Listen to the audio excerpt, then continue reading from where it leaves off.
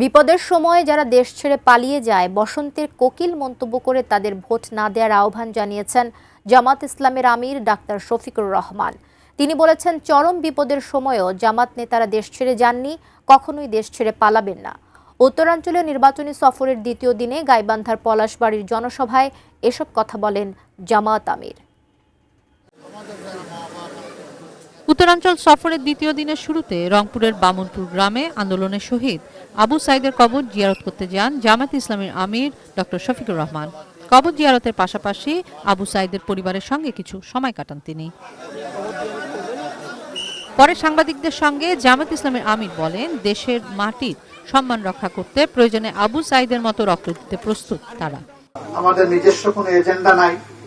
আপনারা দেখেছেন 5 আগস্টের পর থেকে 24 সালের এ পর্যন্ত আমরা কোনো চাঁদাবাজি করি নাই, আমরা কোনো দখলদারি করি নাই, আমরা কোনো দুর্নীতি করি নাই, আমরা মামলা দিয়ে মানুষকে হয়রানি করি নাই, আমরা কারো উপর ব্যক্তিগতভাবে প্রতিশোধ নেই নাই।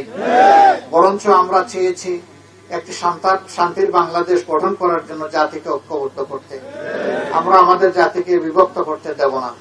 এরপর গাইবান্ধার পলাশবাড়িতে নির্বাচনী জনসভায় আসেন জামাতে ইসলামীর আমির। বিশ্বমানের থার্মিক্স রড, সালাম স্টিল থার্মিক্স, দেশের একমাত্র থার্মিক্স রড। এ সময় তিনি বলেন, ক্ষমতায় গেলে উত্তরাঞ্চলের নদীগুলোকে বাঁচাতে অগ্রাধিকার দেবে তার সরকার। সকল নদীগুলোকে শাসন করব না।